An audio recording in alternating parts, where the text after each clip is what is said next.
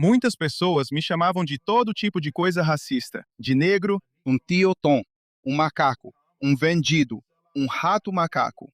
Disseram que eu estava recebendo US$ 7.000, que eu estava recebendo 7.000 de Israel. Eu estaria usando um terno da Fendi. Eu estaria com sapatos novos. Eu estaria usando, sabe, uma corrente de ouro. Eu estaria... Ei, e aí, sala VIP da primeira classe? Ei, só estou dizendo, eu nem iria trabalhar hoje. Ok, eu não estaria no trabalho. Então é o seguinte, nada disso me incomoda, porque meu avô, quando eu estava crescendo, ele dizia pra gente, pra mim, meus primos e meus irmãos. Ele falava: "Seu nome é Devante Montgomery. Se te chamarem de outra coisa, para quem você está respondendo? Isso não é você." Hoje estou acompanhado por Devante Montgomery, um sionista negro-americano que se tornou um defensor declarado de Israel e do povo judeu, em um momento em que fazer isso pode ter um custo muito real. Mais recentemente, Devante organizou o comício Securing Our Future em Nova York, reunindo pessoas para se manifestar contra o antissemitismo e o futuro da vida judaica na cidade. Ele foi confrontado nas ruas, desafiado por ativistas anti-Israel e ouviu, direta e indiretamente, no que um homem negro supostamente tem permissão para acreditar. Mas Devante se recusa a ser intimidado, e sua conexão com o povo judeu vai muito além da política. Atualmente, ele está em uma jornada profundamente pessoal rumo ao judaísmo ortodoxo. Devante, seja bem-vindo ao Stand Tall Israel. Muito obrigado, meu irmão. É muito bom estar aqui. Igualmente, obrigado por se juntar a mim. Você acabou de organizar um comício em Nova York chamado Securing Our Future. Talvez você possa entrar em detalhes de que você está tentando proteger o futuro da comunidade judaica e por que você achou importante fazer esse comício agora. Sim, bem, antes de tudo, deixe-me começar dizendo que, com certeza, eu tive ajuda. Tivemos ótimos co-organizadores, sabe? Co-organizadores que ajudaram a organizar o comício.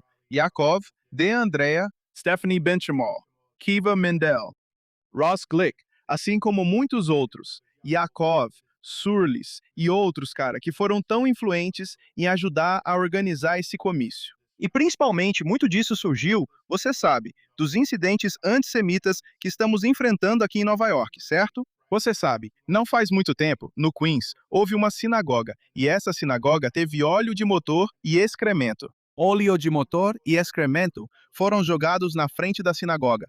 Os fiéis vieram no dia seguinte e viram isso. É tão nojento. E então teve um homem que foi esfaqueado no Upper West Side, um homem judeu, que era visivelmente judeu, e ele foi esfaqueado. Felizmente, ele não faleceu. No entanto, há muitos casos em que a sobrevivência não foi possível. Eu posso continuar.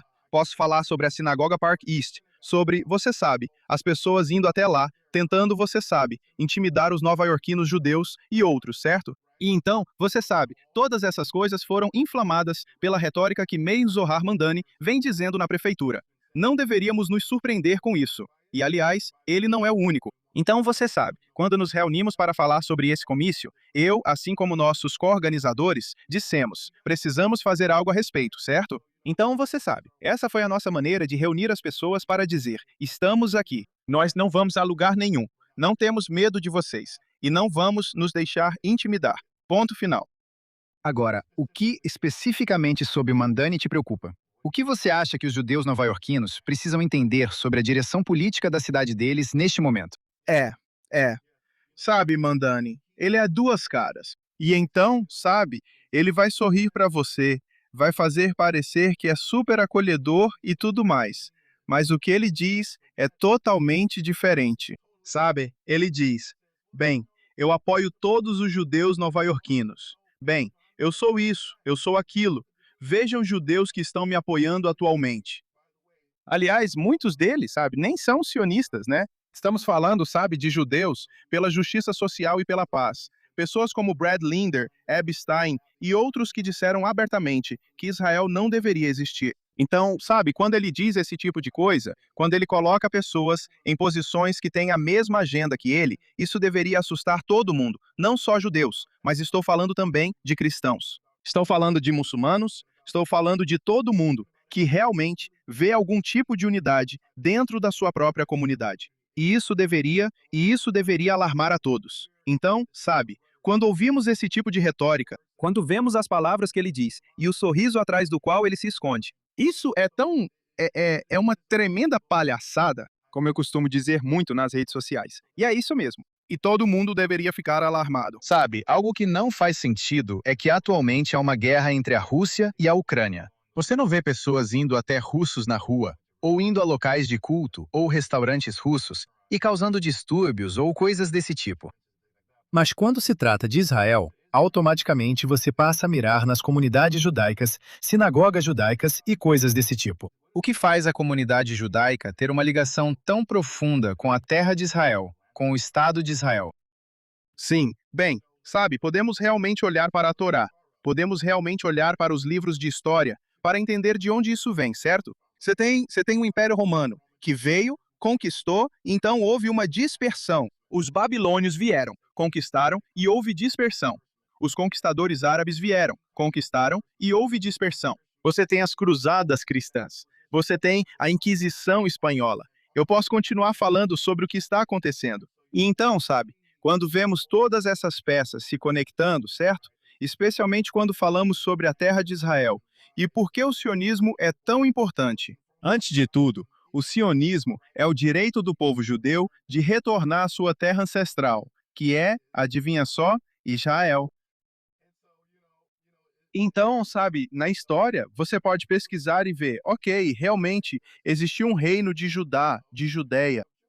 Realmente existia um reino de Israel. Havia reis. Isso está registrado na história. Mas se você quiser ir para o lado bíblico, certo? Falando biblicamente, muitos dos nossos irmãos e irmãs cristãos, é nisso que eles acreditam. Eles chamam a nossa Torá, o nosso Tanar, de Antigo Testamento. E por isso, eles acreditam nisso 100%. Porque sem isso, eles não teriam o Novo Testamento cristão. Não faria sentido sem isso. Mas mesmo assim, você vê esses mesmos cristãos, assim como outras pessoas, entrando nessa onda e chamando os judeus de colonizadores brancos europeus. Eles estão nos chamando de colonizadores. Eu não sou um colonizador branco. Os israelenses não são colonizadores brancos. Meus irmãos e irmãs lá no Marrocos, eles não são israelenses marroquinos colonizadores brancos. Eles não são colonizadores brancos e assim por diante. Mesmo pessoas que não se parecem comigo não são colonizadores brancos. E isso, novamente, volta ao que eu disse antes. É sobre essa dispersão. É sobre o fato de que você teve diferentes grupos de pessoas, impérios, conquistadores que vieram para a Terra e fizeram o que quiseram com aquela terra. Sabe, obviamente, nós tivemos pessoas como Ciro, o Grande, que na verdade incentivou as pessoas a voltarem, certo? Ele foi um dos que disse: sabe de uma coisa? Vamos realmente começar a construir aquele templo, certo? Mas, sabe, infelizmente, tivemos pessoas na nossa história que não foram tão positivas para os judeus, certo? Podemos nomear todos eles: Hitler, Mussolini, etc. Stalin, quem você quiser. Zoroastro Mandani, sabe? Quem você quiser, certo? Que venham os judeus como esse povo conquistado. E para mim, isso simplesmente me deixa perplexo, como essas mesmas pessoas que dizem repetidas vezes que defendem essas causas. E estou falando, você sabe, da turma woke, ou, você sabe, como a AOC estava falando sobre isso, woke. E você tem essas mesmas pessoas que dizem, sabe, nós apoiamos os direitos desse grupo minoritário de pessoas negras, nós apoiamos os direitos dos latinos, nós apoiamos os direitos dos imigrantes e etc. Mas aí, quando se trata do menor grupo minoritário que existe, os judeus, por algum motivo estranho, toda aquela esperança, mudança, unidade e inclusão, tudo isso vai por água abaixo. E isso é um problema, é uma palhaçada. Ninguém está falando sobre o porquê disso. E eu acho que o motivo disso é, como eu disse, a natureza histórica e a importância do Estado de Israel. E deixe-me dizer isso também. Antes de Israel ser um Estado, em 1948, ele estava sob o mandato britânico, certo? Então, isso significava que era chamado de Palestina Britânica, certo? Se você nascesse judeu sob o mandato, sua certidão de nascimento dizia palestino, ok? Isso acontecia com cristãos, isso acontecia com muçulmanos. Isso não é, sabe, algum tipo de propaganda ou algo assim. Isso são fatos. Você pode ir e pesquisar, pode pedir para as pessoas mostrarem suas certidões de nascimento. Você pode ler um livro de história, você pode acessar a Wikipedia, e isso é um fato. Então, quando as pessoas falam Palestina, sabe, e não querendo fugir do assunto aqui, mas quando as pessoas falam Palestina, elas têm que lembrar que Palestina é algo que foi inventado por esses mesmos conquistadores, certo? Roma, Babilônia e etc. Era um nome que eles usaram para punir os judeus por causa da revolta de Bar Kokhba. E por causa disso, eles disseram: sabe de uma coisa? Queremos apagar todo tipo de identidade judaica aqui. Então não vamos mais chamar de província da Judéia, porque era chamada de província da Judéia. E eles mudaram para Síria e Palestina. E toda pessoa que veio, seja os babilônios, ou você sabe, os conquistadores árabes, ou quem quer que seja, manteve esse nome. E é assim que temos esse nome hoje. Então, a palavra palestino ou Palestina é um termo de conquista. É aplicado aos árabes, aos cristãos e aos judeus. Então você sabe, quando as pessoas falam sobre a terra, quando falam sobre sionismo, elas precisam levar em conta a história muito mais complexa da região antes de começarem a fazer. Você sabe, algumas dessas opiniões tolas, como as que eles têm hoje em dia. Sim, exatamente. Agora, no comício, havia um sobrevivente do Holocausto, Semi, certo? Ele estava falando no comício. Você está ali ao lado dele como um sionista negro-americano, ouvindo um sobrevivente do Holocausto falar sobre o ódio contra os judeus. O que estava passando pela sua cabeça naquele momento? O que você achou do que ele disse? Primeiramente, sabe, Sami, ele realmente é uma das luzes, uma das maiores e mais brilhantes luzes de todo o nosso mundo. Estamos falando de alguém que sobreviveu ao Holocausto.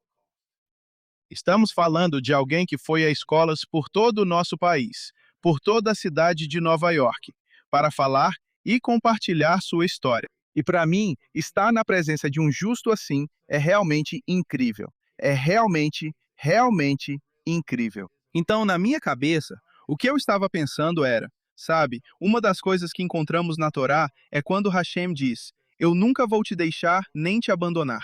Nenhuma arma forjada contra você prosperará. E Sam é um testemunho vivo, uma representação viva disso.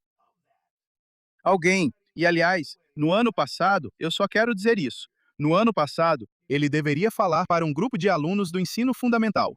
Acho que foi no Brooklyn ou no Queens. Me perdoe se eu não consigo lembrar exatamente o local.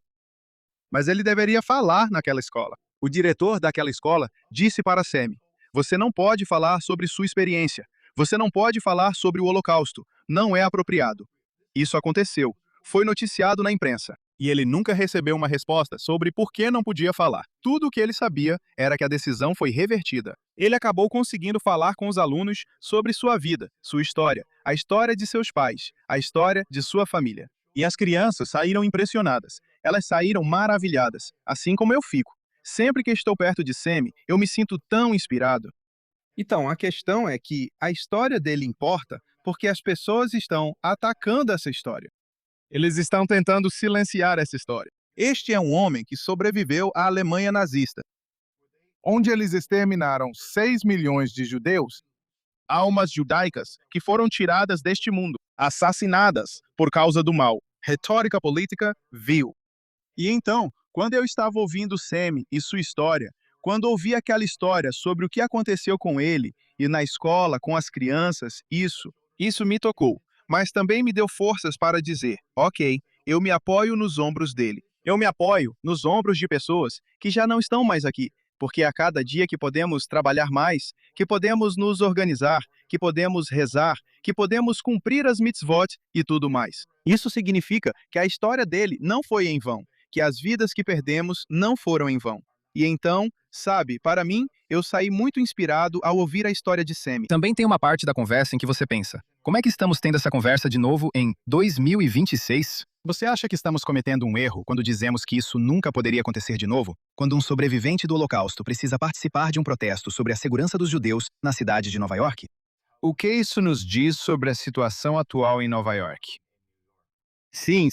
E antes de tudo, deixe-me dizer, o que estamos vivenciando aqui em Nova York não está restrito apenas a Nova York, certo? Olhamos para Bondi Beach, na Austrália. Olhamos para o que está acontecendo em Londres. Observamos incidentes em Paris. O ataque a tiros contra o jovem casal em Washington, D.C., que estava saindo de um evento do lado de fora da embaixada, do lado de fora da embaixada de Israel. Então essas coisas são globais. O antissemitismo é global. Quando sua retórica leva pessoas a agir, ela se torna perigosa, mesmo quando você só fala.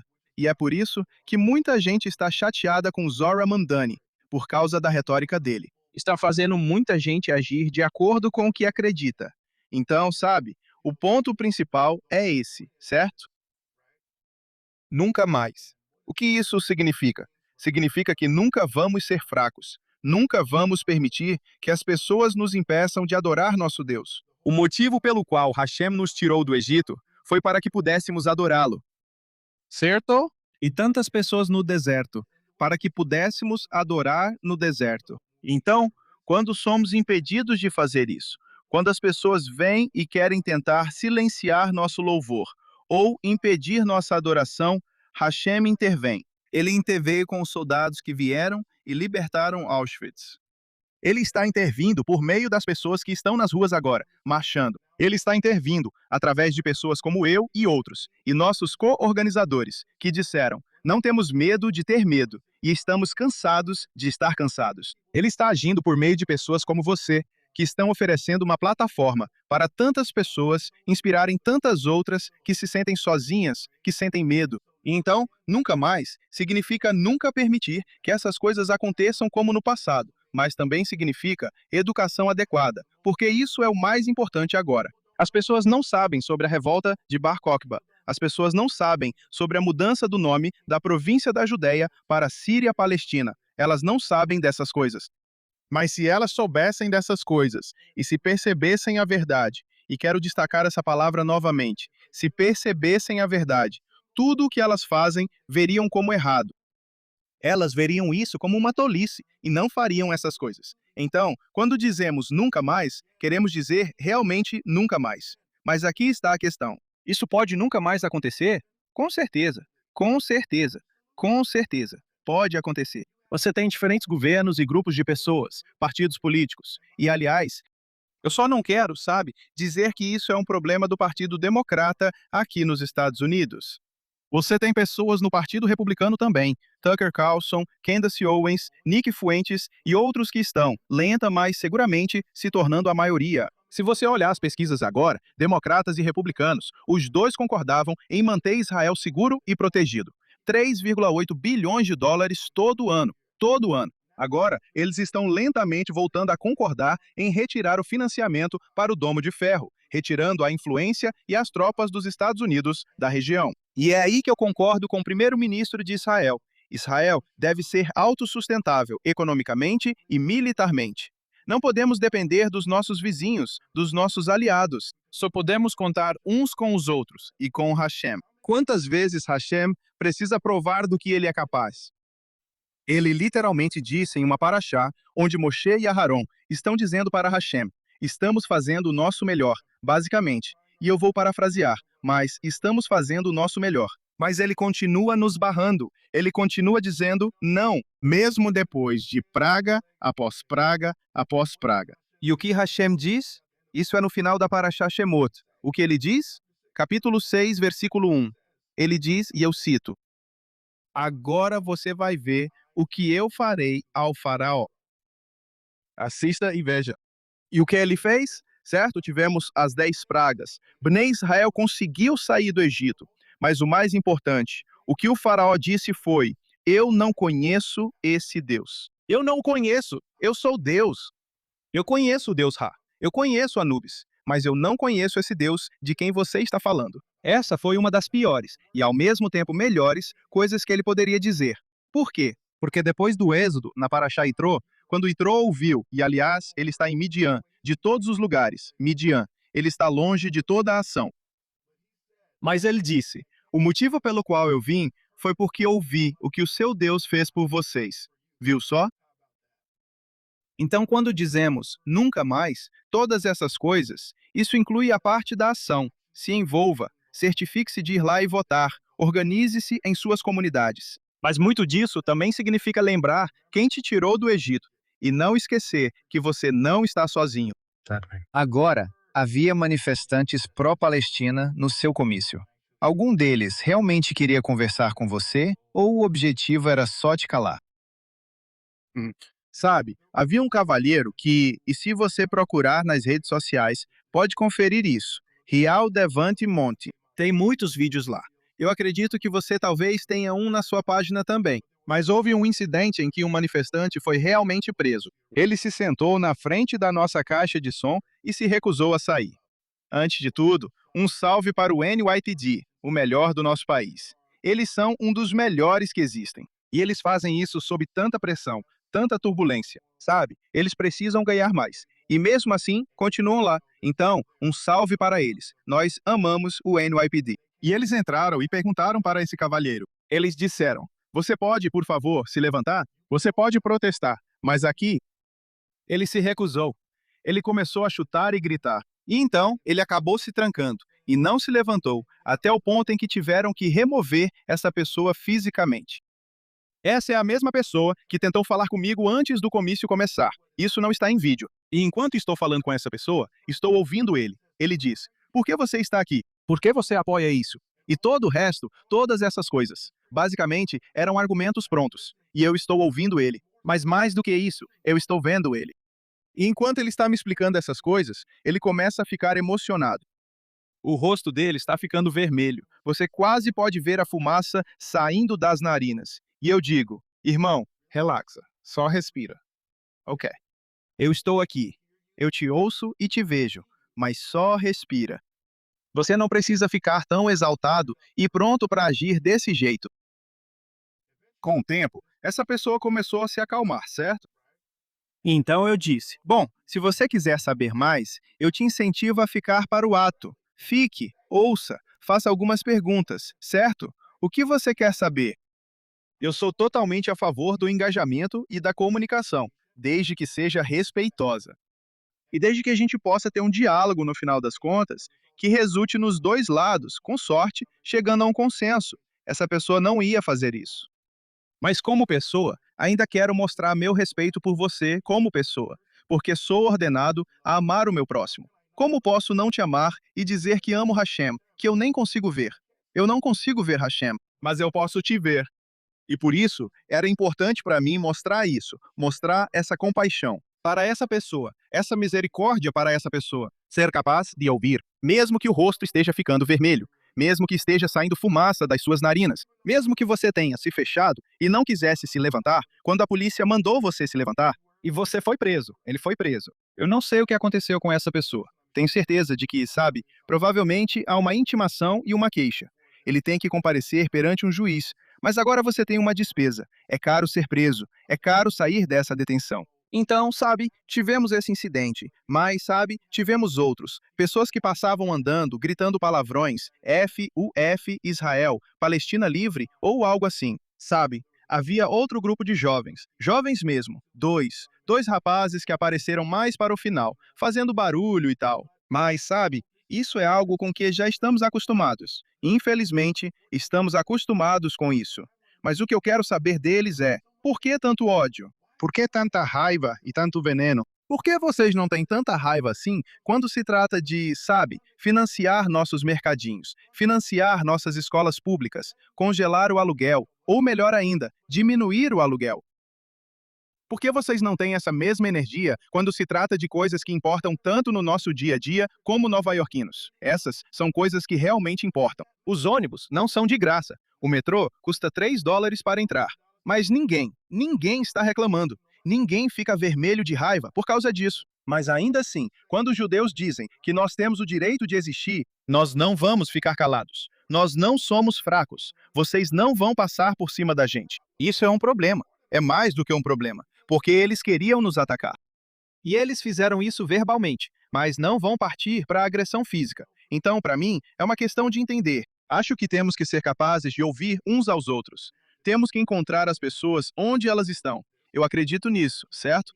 Não podemos falar para as pessoas ou de cima para baixo. Temos que falar com elas, certo? E aí acho que podemos mudar esse paradigma e ter uma conversa muito mais inclusiva. Mas, sabe, tivemos alguns agitadores. Mas, sabe, isso é só, bem, a natureza do negócio, por assim dizer. Agora você teve outro vídeo viral, acho que há alguns meses, onde alguém chamado Crackhead Barney veio até você.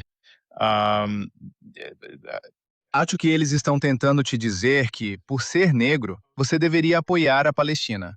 Quão insultante é para outra pessoa decidir no que um homem negro pode acreditar? Sim, muito insultante. Sabe, a história nos mostra.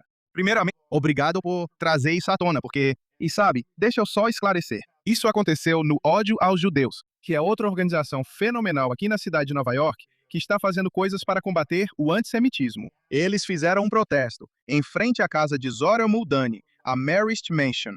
Não é a casa dele, é a nossa casa. É a casa do povo. Ele só está ocupando temporariamente. Mas mesmo assim, tivemos um protesto lá fora, organizado pelo Fim ao Ódio.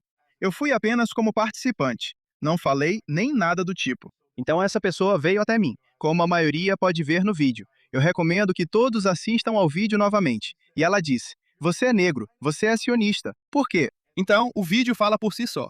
Então, sobre o que você perguntou, de como eu me sinto em relação a isso, olha, desde 1619, as pessoas têm dito para os negros como pensar, como sentir, como agir, politicamente, não politicamente, socialmente, etc. E é interessante, porque quando diziam aos negros como agir, eles também estavam dizendo aos judeus como agir. Havia placas no movimento dos direitos civis durante a era Jim Crow que diziam: "Não são permitidos negros nem judeus." Viu só? Durante a fundação da NAACP, adivinha só? No conselho fundador da NAACP havia pessoas negras e judeus. Então, a experiência dos negros americanos e a experiência dos judeus americanos são uma só e a mesma. Nós fomos discriminados juntos. Nós lutamos lado a lado. Dr. Martin Luther King e o rabino Abraham Joshua Heschel e outros que estavam lá na luta pelos direitos civis. Muitos deles eram judeus. E ainda assim, quando avançamos para os dias de hoje, quando vejo pessoas comparando esse movimento palestino, como eu disse antes, a palavra Palestina é um termo colonial que era usado para todas as pessoas da região na época e infelizmente acabou ficando. Mas quando ouço pessoas comparando isso com a experiência negra, elas negam o fato de que a experiência negra e a experiência judaica nos Estados Unidos são uma e a mesma. É uma e a mesma. Nós ajudamos uns aos outros, lutamos juntos. Nós protegemos uns aos outros, especialmente durante o Underground Railroad. Havia judeus que eram guias na ferrovia subterrânea. Pesquise isso. Não acredite só em mim. Pesquise. Você tem um celular. Pessoal, vocês têm um celular no bolso. Pesquisem isso, ok? E isso é um fato. E então, quando eu ouço isso, dói no meu coração, porque as pessoas, mais uma vez, perdem a noção da história. E a coisa mais perigosa de todas é quando esquecemos nossa história. Porque, uma vez que esquecemos nossa história, é aí que ela começa a se repetir. E quando ela começa a se repetir, pensamos: por que isso está acontecendo? O que realmente significa nunca mais? Essa foi a sua pergunta. Nunca mais significa, como já disse antes, educação. Se quisermos evitar isso, então precisamos garantir que as pessoas sejam instruídas. E parte disso é garantir que pessoas negras e outros grupos minoritários, entendam que as pessoas que têm lutado conosco nessa causa têm sido judeus americanos e imigrantes judeus. E isso é um fato. Então, sabe, as pessoas me dizendo como pensar. As pessoas podem me dizer como pensar. As pessoas podem me dizer o que quiserem. Eu sei a verdade. E isso é tudo que eu preciso para continuar seguindo em frente. Eu não vou me intimidar nem ficar calado. Mesmo assim, a seção de comentários que eu li, especialmente embaixo daquele vídeo, muitas pessoas estavam me chamando de todo tipo de coisa racista. De negro, um tio Tom, um capitão do mato, um vendido, um rato. Disseram que eu estava recebendo $7.000. Eu estou recebendo 7.000 de Israel? Eu estaria usando um terno da Fendi. Eu estaria com um par de sapatos novinhos. Eu estaria usando, sabe, o ouro. Eu estaria, ei, beleza, sala VIP da primeira classe. Ei, só tô dizendo, eu nem iria trabalhar hoje. Beleza, eu não estaria no trabalho. Então, é o seguinte. Isso me incomoda, porque meu avô, quando eu estava crescendo, ele dizia pra gente, pra mim, meus primos e meus irmãos, ele falava: seu nome é Devante Montgomery, ou o nome dele é Joseph Montgomery. Não é Negão Montgomery, não é, sabe, Coon Montgomery, não é nada disso. Esse é o seu nome. E você só deve responder ao seu nome. Se te chamarem de outra coisa, para quem você está respondendo? Esse não é você. Então, eu acho que, no fim das contas, tudo se resume às pessoas saberem mais. História, especialmente quando se trata do movimento dos direitos civis, especialmente quando se trata da era Jim Crow, especialmente quando se trata da fundação da NAACP, Martin Luther King, Dr. Heschel e outros judeus que lutaram por todos nós. Ponto final. Agora, quando alguém está gritando na sua cara, de onde vem essa capacidade de manter sua posição? Você sempre permanece calmo. Você acha que a intimidação faz parte da estratégia deles? Ou seja, tornar o apoio a Israel tão desconfortável que eventualmente as pessoas comuns simplesmente ficam em silêncio? Com certeza. Olha, eu tenho irmãos, eu tenho mais 6 irmãos. E então, a gente zoava, se xingava quando era criança e tudo mais. Então, sabe, eu aprendi a ter casca grossa, certo, mas também eu diria o seguinte: existe uma frase, e essa frase é: "Nunca brigue com um porco, porque você vai se sujar". Então, eu não vou dar a alguém a reação que essa pessoa quer. Eles querem que eu fique bravo, eles querem que eu xingue, eles querem que eu faça o que eles estão fazendo, porque a miséria gosta de companhia. Eu não gosto de ser miserável, eu não gosto de ser infeliz. Por que eu daria tanto poder para alguém sobre mim a ponto de ficar com raiva e chateado? Desse jeito, isso é entregar o poder. Ter poder e controle é ter autocontrole. O melhor tipo de controle é o autocontrole. Então, quando as pessoas gritam com você na sua cara, quando te xingam nas redes sociais, quando dizem que Israel não existe, quando nos acusam de um genocídio falso e absurdo, é tão idiota. Mas quando eles dizem isso, tudo o que temos que fazer é lembrar: nós somos descendentes de Abraão, Isaque e Jacó. Nós somos descendentes de pessoas que Deus libertou do Egito. Moshe Rabbeinu foi nosso mestre. Sara é nossa mãe. Rivka, Léa, você sabe, Yosef. Ele foi aquele que teve um sonho e se tornou o homem mais poderoso da terra, de fato, porque houve uma fome no Egito e depois ela se espalhou pelo mundo todo. Não acredita em mim? Olhe na Torá. E as pessoas vinham até ele por comida, tanto que até os irmãos dele vieram. É por isso que eles vieram. É assim que sabemos que a fome se espalhou do Egito para todo o mundo, porque os irmãos dele vieram. Eles estavam em Israel. Então, o melhor tipo de controle é o autocontrole. Eu nunca vou me misturar com os porcos. Eu não gosto de me sujar. Agora, milhões de pessoas ao redor do mundo acreditam que os palestinos são povo indígena e que os judeus vieram da Europa, roubaram suas terras e criaram Israel. O que eles entendem errado sobre essa história? E por que a conexão judaica com a terra é tão facilmente apagada? Boa pergunta. Acho que isso se conecta com o que eu disse antes, porque, sabe, as pessoas realmente precisam entender uma coisa. Os palestinos são pessoas como eu e você, certo? Eles merecem o mesmo direito a uma educação adequada. As crianças deles merecem o direito de ir à escola, uma escola de verdade, de ter uma educação de nível mundial. Essas são coisas nas quais todos nós deveríamos acreditar. Mesmo sob o reinado do rei Davi, havia não-judeus vivendo em Israel naquela época, certo? E na Torá havia uma multidão mista de pessoas que testemunharam a verdade. E eles viram isso no Monte Sinai e aceitaram a Torá. Isso é um fato. E então, quando a Torá nos diz para tratar o estrangeiro entre vocês, certo? Eu interpretaria isso não apenas para o convertido, mas também literalmente para o estrangeiro que está entre vocês. Você sabe, ame o seu próximo como a si mesmo. Ame a mim, Hashem, para poder cumprir essas mitzvot. E então, quando as pessoas falam sobre isso, eu acho que precisamos humanizar os palestinos. Ok, ninguém é contra o povo palestino. Somos contra esses termos coloniais falsos que colocam sobre eles Palestina, certo? É um termo colonial. Somos contra as pessoas dizerem que os judeus não estavam lá no começo.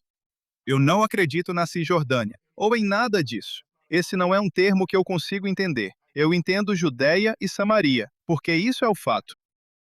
Então, eu acho que a história pode ser nosso juiz sobre como os palestinos devem ser tratados e onde eles estão hoje, em Judeia e Samaria e em Gaza. Eu acho que a Torá é a nossa resposta. E nós sabemos disso, porque se você olhar em Zacarias, Zacarias diz que os não-judeus, isso são os profetas falando sobre o futuro, que os não-judeus vão se apegar a nós, aos judeus. 2 homens de diferentes línguas dirão: leve-nos ao monte de Hashem, pois vemos que ele está com vocês, ao templo. Continua dizendo em diferentes partes de Você sabe, Isaías, Jeremias, Ezequiel e etc., onde diz: e as ofertas dos gentios, das nações, serão aceitas. Hashem diz: minha casa será uma casa de adoração para todos os povos. Não é incrível? Vivi para ver o dia em que Zohar Mandani está reunindo suas ofertas e as trazendo para Hashem. Baruch Hashem. Porque isso mostra o quanto nosso Deus é glorioso e grandioso. E é isso que precisamos lembrar. Então, a Torá é a nossa resposta sobre como eles devem ser tratados. E a história deve ser nosso guia para entendermos como chegamos aqui em primeiro lugar. Como eu disse, houve diferentes conquistadores que vieram: Roma, Babilônia, etc. As cruzadas. Vieram os gregos para lá. Vieram os cristãos, o Papa e todo esse resto. Você literalmente tem evidências disso, porque se você for, acredito que seja Roma, a Roma moderna, eles têm isso, eles têm esse monumento. E no monumento, há uma descrição de soldados romanos levando a menorá sagrada, saqueando o templo. Isso está lá, isso é um fato, isso é empírico, você pode ver. Não acredite em nada do que estou dizendo, apenas pesquise. Quero que ninguém acredite em nada do que estou dizendo durante todo este podcast. Por favor, pesquise. Porque, uma vez que você conhece sua educação e sua história, é aí que podemos começar a ter uma conversa diferente sobre como os palestinos, árabes, na verdade são árabes jordanianos, como os árabes devem ser tratados, como Israel deve ser tratado, como os israelenses devem ser tratados e como poderíamos tratar outras pessoas também. Agora, todo o conflito entre Israel e Palestina está sendo forçado a caber em uma estrutura americana, de opressor branco versus vítima não branca. Por que essa forma de enquadrar é tão eficaz? E por que as pessoas não percebem que os israelenses não são todos brancos? Na maioria são judeus Mizrahi do Oriente Médio. Mas eu divago. Não, cara, você, escuta, para de falar a verdade. A cabeça das pessoas vai explodir, beleza? Olha, cara, eu vejo muita gente olhando para isso a partir de uma perspectiva americana. E como eu disse antes, essa perspectiva americana é uma perspectiva racial. Antes de tudo, raça não existe. Só existe uma raça, que é a raça humana. Não há subespécies de humanos. Todos nós somos humanos. Você tem diferentes etnias de pessoas, assim como existem diferentes grupos de judeus, judeus negros, judeus brasileiros, judeus de Bucará, judeus em Trinidad e Cuba, no Canadá e na Austrália, e na China e na Índia, Marrocos, Mizrahi, que você acabou de mencionar. Judeus em todo lugar, Europa. Você tem judeus que se parecem comigo. Você tem judeus que se parecem com você. Você tem judeus que têm a cor da bandeira. O branco da cor da minha bandeira, não o azul. Se eu ver um judeu azul, olha, cara, a gente precisa conversar. Beleza. Mas o ponto principal é que as pessoas precisam parar de olhar para isso a partir de uma perspectiva americana, porque não é justo. E é Israel, é o Oriente Médio. O que acontece no nosso país não pode ser aplicado lá, é outra realidade, sabe? E claro, a mensagem é eficaz. Veja quantos jovens estão dizendo Palestina livre. Mas se você perguntar a eles de qual rio até qual mar, bem, quero dizer, se você perguntar a eles quem era a liderança da OLP, quem é o presidente, quem é o primeiro-ministro, bem, sabe quando foi fundada? Qual é a população? O que eles pensam sobre isso? E mesmo assim, digamos que você tem alguém que seja palestino ou um árabe jordaniano, porque, de novo, todos eles vêm da Jordânia, e tenho certeza de que podemos esclarecer isso depois. Mas digamos que você tenha essa pessoa que mora em Jerusalém, que se torna israelense, que luta nas forças de defesa de Israel, que é pró-Israel, que apoia seus irmãos e irmãs israelenses. Ele volta para os Estados Unidos para falar diante de um grupo de pessoas sobre a guerra e sobre todas essas coisas do seu ponto de vista. Posso te contar uma coisa? Essas pessoas não vão acreditar nele. Eles vão chamá-lo de vendido, de capitão do mato. Vão dizer que ele está recebendo $7.000 de Israel? É isso que eles vão falar. Por quê? Porque eles foram tão programados pelas redes sociais, pelos algoritmos, pelo movimento BDS. Um dos motores mais bem-sucedidos para isso foram os campi universitários. Eu moro não muito longe da Colômbia. Eu vi jovens educados, inteligentes. Estamos falando que, se você consegue entrar na Columbia, na NYU e em Yale, então você é inteligente. Você está mandando bem. É isso que meu avô diria. Mas ainda assim, quando se trata de história, pensamento crítico, fatos e pesquisa, toda essa inteligência vai embora, desaparece. E ao invés de eles embarcarem nisso, eles entram na onda do, bem, você sabe. Isso é uma questão de direitos civis. Olha o que estão fazendo com os palestinos. E eu, como negro, como você, sendo negro, ousa apoiar Israel. E isso é uma retórica perigosa. Mas ainda precisamos fazer mais em termos de relações públicas, em termos de educação, certo?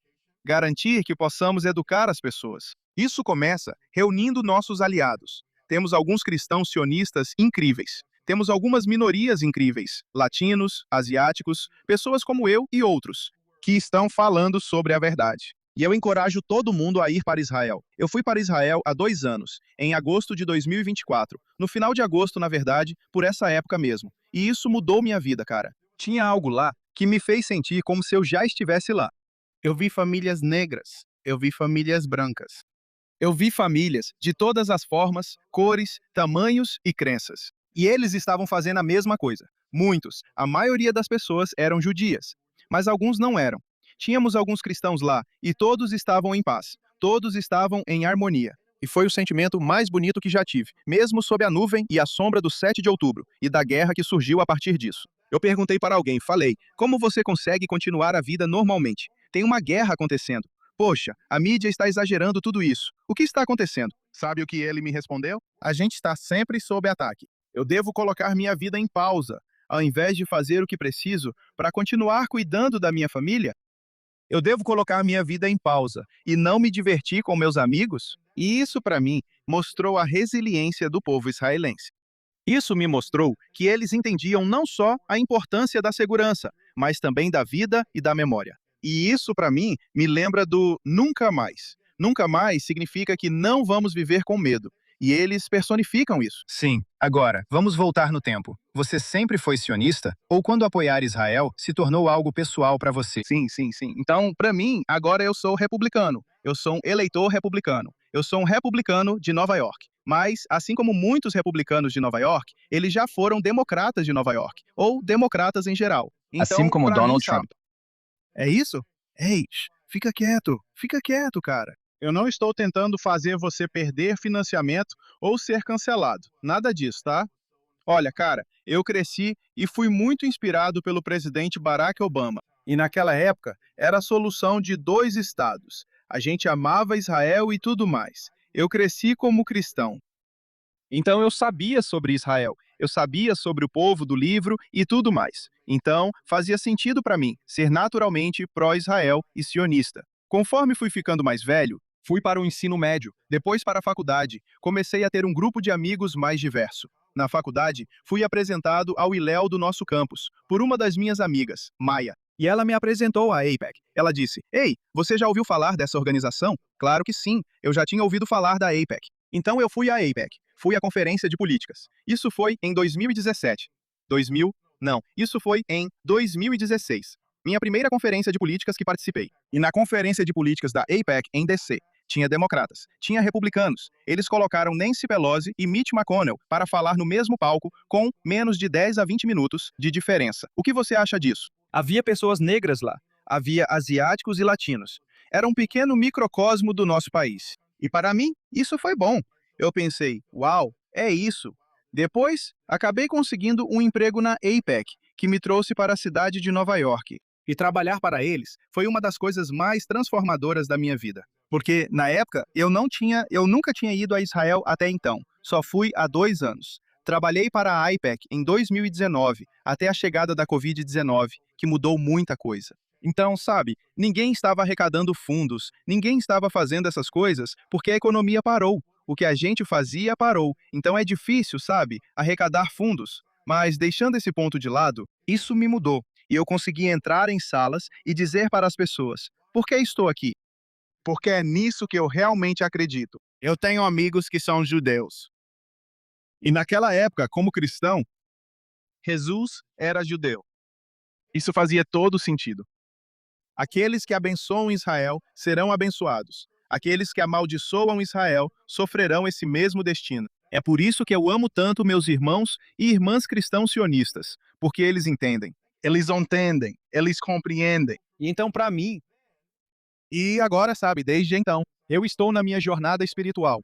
Eu sempre estive na minha jornada espiritual por muito tempo, sabe? Chegando ao judaísmo e testemunhando a verdade que existe ali, especialmente no judaísmo ortodoxo. Isso me mudou. E então, quando você vai para Israel e vê as coisas que você leu na Bíblia, as coisas que você assiste e vê nas notícias, as pessoas, isso te muda. Isso te toca. Eu não sei como cheguei ao Muro das Lamentações, quando estava na Cidade Velha. Eu só estava andando e sabia que queria chegar lá, mas só estava andando e entrei por esse corredor. Desci essa escada.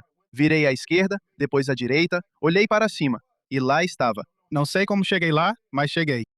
E quando eu rezei no Muro das Lamentações, achei que fiquei lá por horas. Eu estava chorando. Eu estava tão absorto na presença de Hashem que, quando olhei para o meu celular, tinham se passado apenas 15 minutos. 15 minutos.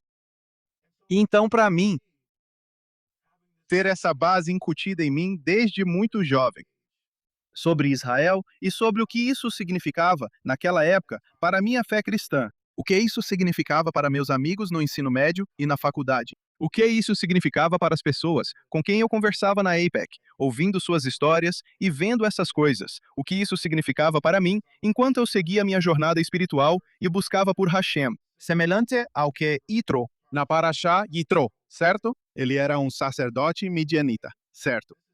Esse é o cara que praticava idolatria, todo tipo de coisa, até que ele testemunhou e ouviu a verdade. E isso fez com que ele levasse sua filha, Tsipora, e seus netos, os filhos de Moshe Rabeno, e fosse até Moshe e dissesse: Eu vi e ouvi, eu quero fazer parte disso. E adivinha o que aconteceu? Ele fez uma oferta, e como diz o Zohar, ele se converteu ao judaísmo, ele se converteu. E tantos outros, tantos outros. E então, para mim, sabe, isso é algo tão enraizado em mim, é por isso que isso é importante para mim. Porque para mim, isso não é político. Isso é a realidade. Isso é a vida. E como alguém que vai criar uma família judia, isso importa para meus filhos, para os filhos deles, para meus futuros netos. Bezrat Hashem, eu possa conhecer e encontrar uma bela esposa judia. Isso importa para ela também. Então, isso não é uma brincadeira. Não é política, não é algo para rolar no celular ou nada assim. É a realidade da vida e é algo pessoal. Agora, quando o judaísmo começou a falar com você, foi o seu amor por Israel que te levou ao judaísmo ou foram duas jornadas separadas? Acho que duas coisas podem ser verdade ao mesmo tempo. Acho que, por um lado, esse amor por Israel como Estado e como povo estava presente, mas também a necessidade e o desejo de buscar quem é Hashem e quem é Deus. Isso também estava lá. Agora, vou falar muito brevemente sobre a minha jornada de conversão, porque ainda estou nessa jornada e ainda não me converti completamente. Então você sabe, Jalen Brunson, sabe, não vai fazer um discurso de vitória, sabe, antes do jogo acabar, certo? Ele espera até depois do jogo. LeBron, todo mundo, certo? Mas, sabe, vou falar bem brevemente. Quando a Torá nos diz isso, o Tanar nos diz isso, e é isso que Hashem está dizendo. E é assim que vou responder à sua pergunta. Ele diz: se você me procurar, você me encontrará, se me buscar de todo o seu coração, de toda a sua mente, de toda a sua alma. Uma das principais perguntas que recebo no Shabat é: por quê? E quando eu digo a eles o porquê, porque Hashem se revelou a mim e me revelou a verdade. Assim como ele fez com Itró, assim como fez com Ruth, assim como ele fez com Avraham, assim como fez com Moshe Rabeno, assim como fez com Yosef e Davi e Hana, quando ela rezou, e Samuel e Shlomo. Assim como ele fez com Sami, o sobrevivente do Holocausto, que sobreviveu ao Holocausto e aos tempos de escuridão e desespero. A verdade. Foi isso que ele fez com os judeus que cresceram religiosos. E então eles decidiram ir para o mundo. Comer um cheeseburger e não guardar o Shabá apenas para se verem praticando e fazendo exatamente aquilo de que fugiram. E nossas respostas são muito parecidas entre um Baal Teshuvá e alguém que está se convertendo, ou um convertido, que é, eu busquei Hashem e ele se revelou para mim. Agora, ele age de maneiras misteriosas, obviamente. E eu acredito que ele agiu através do meu ativismo pró-Israel. Mas também ele tocou meu coração e minha mente, enquanto eu crescia fazendo perguntas, buscando por ele, na ciência e na filosofia, e em outras coisas, o Islã, judeus por Jesus e etc. Tentando entender o judaísmo conservador e o reformista. Agora estou aqui. E essa jornada tem sido uma jornada muito, muito, muito longa. Eu me mudei para Nova York em 2019. Eu não consegui realmente abraçar e começar essa jornada até então. Então a gente pode fazer as contas para ver quanto tempo faz. Eu não sou muito bom em matemática. Então, pessoal aí, vocês podem me dizer quanto tempo faz. Mas, olha, vou dizer o seguinte: se você buscar Hashem de todo o seu coração, com toda a sua mente, com toda a sua alma, você vai encontrá-lo. E eu acho que hoje em dia tem tanta gente que, se você disser isso para elas, elas têm dificuldade de acreditar nisso. Como você pode ter dificuldade de acreditar no mesmo Deus? Aquele que fez uma nação se ajoelhar, que fez do faraó um exemplo da sua glória, que fez o sumo sacerdote, o antigo sumo sacerdote de Midian, dizer: Uau, isso tem que ser a verdade. Que tal isso? Um homem chamado Avraham Avinu, ou Avram naquela época, que de qualquer forma poderia ter seguido o ofício do seu pai e começado a vender ídolos ele mesmo. O que acha disso? Ele largou tudo e seguiu Hashem no deserto. Ele não perguntou para onde estávamos indo. Ele não sabia o que ia acontecer. Ele não sabia o resultado final. Ele só disse: Eis-me aqui. E então, quando eu procuro por Hashem, ele esteve lá nos bons momentos. Ele esteve lá nos maus momentos. Ele sempre me levantou e sempre me carregou. É o amor dele, o Rei do Universo, que me faz ficar tão próximo dele. Sim, meus avós me transmitiram essas coisas. Uma fé forte e espiritualidade enquanto eu crescia. Eu tive essa base. Mas o que significa estar nisso se você simplesmente cresce nisso e nunca luta com Hashem? Você nunca luta com essa verdade. Você nunca faz perguntas. Literalmente, é isso que a palavra Israel significa: lutar, buscar e procurar. E foi isso que eu fiz, sabe? Eu lutei, eu busquei, eu procurei e busquei, e ele me encontrou. E quando ele chamou meu nome, meu irmão, eu disse: aqui estou. E essa tem sido uma das bênçãos e jornadas mais bonitas de todas. E ainda continua. Por isso, não posso entrar em detalhes sobre minha jornada e minha conversão agora. Ok, eu quero te fazer uma última pergunta. Existem judeus hoje que, infelizmente, estão tão assustados que escondem sua identidade judaica, mas você está indo na direção oposta. Sabendo de tudo que o povo judeu já enfrentou, sabendo do ódio que você mesmo está presenciando, o que te dá essa confiança para vincular seu futuro ao deles?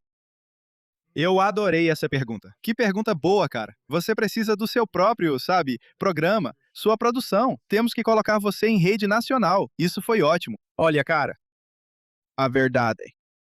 É isso, é a verdade. Porque quando Hashem chamou meu nome, eu respondi. Ele não me disse que isso seria fácil. Não tem sido fácil. Ele não me disse que eu faria amigos. Eu perdi muitos amigos. Sabe, ele não disse tipo, ei, cara, olha só. É isso que você tem que fazer. Eu cresci comendo macarrão com queijo, frango e carne no mesmo prato, junto com molho. Beleza.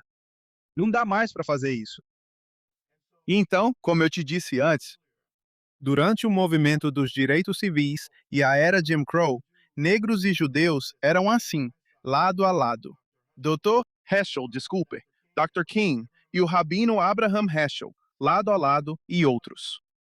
Então, para mim, a coisa mais natural é me ligar aos judeus. E nem se trata de eu me ligar aos judeus ou ao judaísmo, porque minha Neshama já estava lá no Monte Sinai. É por isso que estou voltando, porque a voz de Hashem era tão poderosa. Foi tão grandiosa que os Hazal literalmente dizem que quando ele falou, você sabia que o universo parou? Toda a criação parou para ouvir o Rei de tudo. Moshe Rabbeinu confirma isso, porque ele diz em Devarim, nós vamos ler isso. Na verdade, já lemos isso 2 Shabates atrás, onde ele diz, e você também estava lá. Esta é uma nova geração. Eles não estavam fisicamente lá. Essas são novas pessoas. Esses são os descendentes deles, mas eles também estavam lá. Você estava lá. Eu estava lá. Todo judeu que assistir a este vídeo estava lá. E assim, isso já está sendo conectado. Então, a melhor coisa que posso fazer, enquanto estou aqui neste planeta, é cumprir as mitzvot. É dar meu amor e meu louvor a Hashem. É amar o meu próximo. Sejam eles judeus ou não judeus, gostem de mim ou não, me desrespeitem ou não, se eles rosnam e ficam vermelhos de raiva, ou se me chamam por esses nomes racistas e idiotas. Se eles tentam eleger políticos que são falsos. Eles sorriem, dizem essas coisas e estão manipulando as pessoas. Então, o que significa ser a luz do mundo? Acho que essa é a sua verdadeira pergunta. O que isso significa? Significa que não importa o quanto fique difícil. Não importa quanta coisa o mundo joga em cima da gente. Não importa o quanto digam que você não existe, você não vai existir. Do rio que não posso nomear, até o mar que não posso nomear, você não existirá. Sabe o que isso significa? Continuar sendo a luz. Porque toda vez que não cumprimos as mitzvot, toda vez que continuamos a nos assimilar ao mundo, nós estamos fazendo um desserviço aos não-judeus. Nós estamos prolongando a vinda do Messias. Eu não quero a morte. Eu não quero continuar aprendendo a guerrear. Eu quero que o leão e o cordeiro se deitem lado a lado. Eu quero, um dia, andar ombro a ombro, de braço dado com Zohar Mundani. Me ouçam. Eu e Zoran, eu e ele, lado a lado, subindo juntos até a montanha de Hashem e oferecendo nossas oferendas a ele. Que é eterno. É isso que eu quero. Então, para mim, a coisa mais natural a se fazer é estar ao lado dos meus irmãos e irmãs e abraçar a promessa que fiz a Hashem e ao meu povo. Onde você for, eu irei. Onde você ficar, eu ficarei. Seu povo será o meu povo, e seu Deus será o meu Deus. Devantei, eu realmente apreciei nossa conversa. Fiquei muito inspirado por você. E tenho certeza de que todos que estão assistindo também ficarão. Como eles podem te encontrar? Talvez você possa divulgar novamente suas redes sociais e assim eles podem te seguir e manter contato com você. Sim, claro. Primeiro de tudo, só quero agradecer novamente, porque o trabalho que você está fazendo é realmente incrível. Você está espalhando a luz entre as nações, e isso é algo realmente único. Você está literalmente fazendo o Hazal nos dizem para fazer, que é apressar a vinda do Mashiach da forma mais rápida possível. E você está fazendo isso. Então, obrigado. As pessoas podem me seguir no Instagram. Você pode me encontrar em DEVANTEMONT, @DevanteMonte. Você pode me seguir lá para mais notícias, para mais conteúdo. Quero agradecer novamente aos nossos co-organizadores. Arun Karan, Stephanie Ben Shemuel, Akiva Mendel, Deanna, Ross, Glick, Ronan, Yakov, Surly, que tiraram um tempo de suas vidas, tempo de suas agendas ocupadas, para ajudar a organizar o que foi um comício fenomenal. Fenomenal. Quero agradecer aos nossos parceiros, Impact, o RJC, assim como as comunidades do Turning Point USA por terem vindo e nos apoiado da maneira que fizeram. E a todos os nossos palestrantes que vieram. Muito obrigado, porque era importante não apenas continuarmos a fazer nossas vozes serem ouvidas, mas também marcar presença. Agora é hora de agir. Agora é hora de sair e se organizar. Agora é hora de sair e apoiar as pessoas que nos apoiam. Aprovar legislações que vão nos proteger aqui no estado de Nova York, na cidade de Nova York e em todo o nosso país. Não podemos mais contar com as pessoas. Devemos contar uns com os outros e devemos contar com Hashem. Eu prometo a todos, por favor, se tem uma coisa que vocês devem tirar disso, podem esquecer qualquer outra coisa que eu acabei de dizer. Mas, por favor, eu imploro a vocês, nunca, jamais, se esqueçam de quem tirou vocês do Egito. Ponto ao final. Cara, obrigado. E Hashem te abençoe. Deus te abençoe. E esperamos manter contato. Desejo Obrigado, meu muito irmão. sucesso para você. Muito obrigado.